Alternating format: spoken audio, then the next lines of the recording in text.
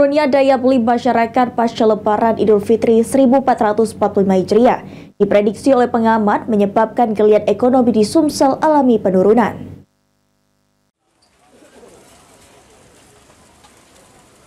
Pasca libur Lebaran Idul Fitri 1445 Hijriah diprediksi geliat ekonomi Sumsel akan mengalami penurunan. Pengamat ekonomi sekaligus dosen Unsri Sukanto mengatakan dunia UMKM ke depannya akan menjadi tulang punggung perekonomian daerah. Sebelum Lebaran, UMKM bergeliat dari sisi penjualan makanan, minuman, dan juga pakaian. Dilihat dari tren beberapa tahun terakhir, biasanya akan terjadi penurunan dari sisi omset ketika Lebaran usai dan akan kembali meningkat 1 bulan setelahnya karena daya beli masyarakat yang kembali. Ditambahkan Sukanto, sebagian besar UMKM ini belum tersentuh dari aspek pembiayaan, yang artinya pemerintah juga harus melakukan upaya bagaimana sektor-sektor pembiayaan masuk ke UMKM agar lebih bergeliat.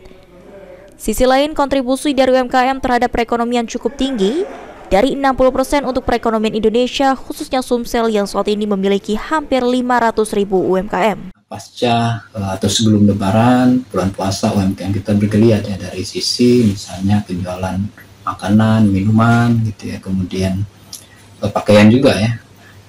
Bagaimana fase setelah Lebaran ini yang harus kita menjadi fokus. Nah, tren beberapa tahun gitu ya, yang kita amati setelah Lebaran, biasanya UMKM ini mengalami penurunan dari sisi omset ya ketika Lebaran usai gitu. Biasanya kembali lagi recovery-nya sebulan kemudian paling cepat omsetnya akan meningkat karena pesanan akan